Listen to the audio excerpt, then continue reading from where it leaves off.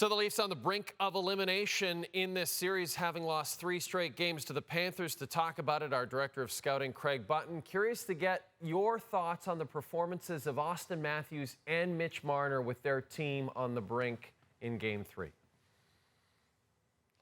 On the brink and simply not good enough. When you look at two players with that level of skill, with a standard of excellence that really doesn't have very many comparable players in the entire NHL, in a game that the Leafs had to have, they were literally no-shows. You saw Auston Matthews at the beginning of the game ring one off the post, couldn't find him the rest of the game.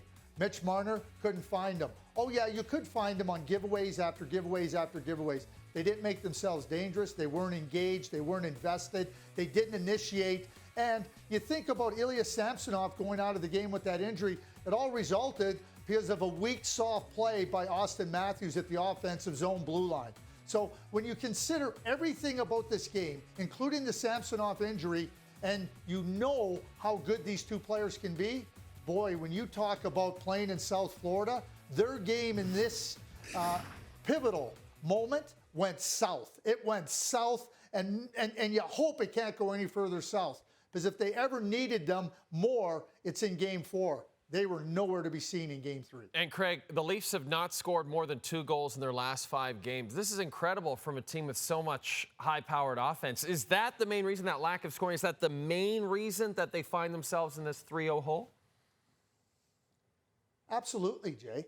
And when you consider a team that has so much offensive talent and a team that has produced offensively so well, you know, now you go 5 straight games scoring 2 goals, and it's just not going to get it done. And when you consider that in this Game 3 that you get a goal from Sam Lafferty, you get a goal off an attempted pass that goes off Mark Stahl's stick, credited to Erik Gustafsson, you're not getting anything else from the top players. And the top players have to find a way to at least make themselves dangerous. You have to finish. I mean, the playoffs are not about how many shot attempts you had, you have to finish. Well, their top players didn't even get chances. I mean, so how are you going to finish when you don't even get the chances? And certainly now you can look at it and say that this offensive team, and let me go one step further. Go back in time, Jay. Last year in Game 7, 1 goal. Yeah. Columbus Blue Jackets, they couldn't score. Montreal Canadiens in deciding games, they couldn't score.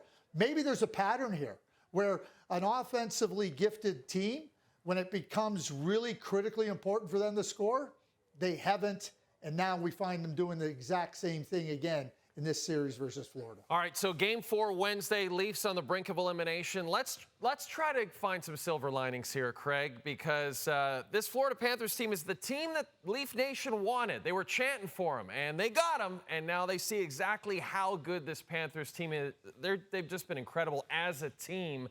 Are you giving the Leafs any chance on Wednesday, Craig, any chance at all to come back and get back in this series? You know, I think you have to give the Toronto Maple Leafs a chance. I mean, why wouldn't you? I mean, it's hard to beat a team 4 straight games. And, you know, the Toronto Maple Leafs now are going to muster up their best effort. And that's what they need. They need their best effort from everybody. So do I think they have a chance? Yeah, I think they have a chance. And if they can win Game 4 on Wednesday, then they get a crack at coming home and trying to win Game 5, and then think about how much pressure they could put on the Florida Panthers in a Game 6. But you can't get to Game 6 without making sure that you leave everything you have on the ice in Wednesday's game. But yeah, I think they can muster it up, and I don't think it's an automatic that the season is over, and I don't think the Toronto Maple Leafs want the season to be over. I expect a really competitive game, but you know, when you're down 3-0, you're going to have to go way back in the annals of history. 1942, Jay. That's the last time the Leafs came back from a 3-0 deficit to win a series. And one thing that I realized, Craig, about that stat, which is very apt, 1942, last time the Leafs came back from a 3-0 deficit to win a series. Second World War was also happening at the time. So it was a long, long time ago. We'll be back with more with Craig later in the show.